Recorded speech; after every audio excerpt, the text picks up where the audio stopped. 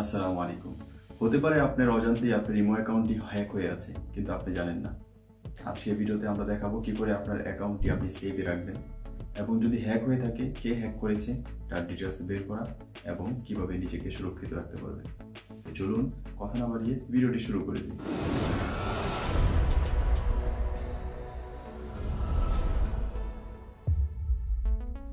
Welcome back. আশা করি সকলেই ভালো আছেন। তো ধরে নেন এটা হচ্ছে ভিকটিমের ফোন, অর্থাৎ যে ব্যক্তি আমার অ্যাকাউন্টটা হ্যাক করেছে এই মোবাইলের দ্বারা। তো এটার মধ্যে আমি প্রোফাইলে যাচ্ছি, প্রোফাইলে গিয়ে দেখিয়ে দিচ্ছি যে এখানে হোসাইন হৃদয় অর্থাৎ আমার যেই অফিসিয়াল ইমো অ্যাকাউন্টটি আছে সেটি হ্যাক করেছে। তো আমার মোবাইলে এখন আমি প্রবেশ করছি।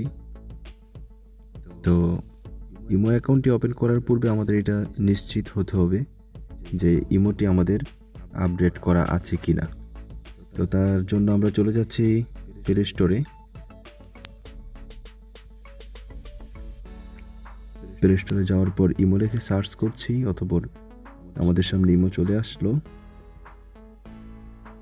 দেন যদি আপডেট লেখা থাকে তাহলে আপডেট করে নিব, আর যদি আপডেট না থাকে তাহলে আমরা ওপেন করে নিলাম।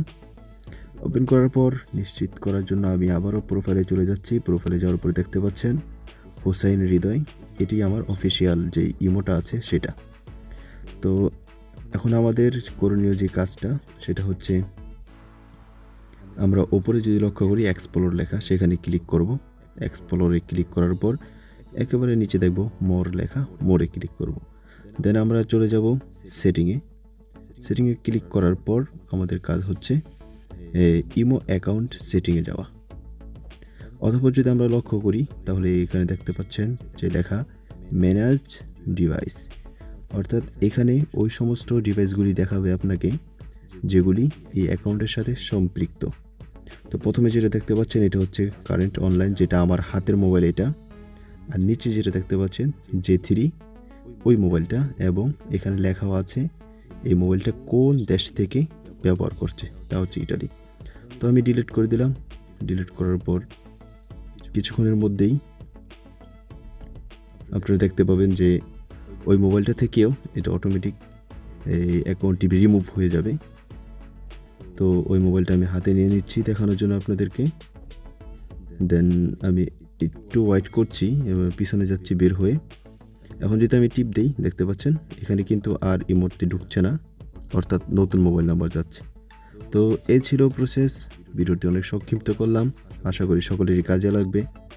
ভিডিওটি আপনার বন্ধুদের সাথে শেয়ার করবেন যাতে করে সকলে এই বিষয়টি ক্লিয়ার হতে পারে, বুঝতে পারে। এবং আপনি যদি আমার চ্যানেলে নতুন এসে থাকেন তাহলে অবশ্যই চ্যানেলটিতে সাবস্ক্রাইব করবেন। সাবস্ক্রাইব করে পাশে থাকা বেল আইকনটিও বাজিয়ে দিবেন নতুন ভিডিওর নোটিফিকেশন পাওয়ার জন্য। আর যেতে যেতে একটি মন্তব্য করে ভিডিওটি লাইক করে যাবেন। ধন্যবাদ, দেখা হবে পরবর্তী ভিডিওতে। সে পর্যন্ত সকলেই সুস্থ থাকুন, ভালো থাকুন। আসসালামু আলাইকুম।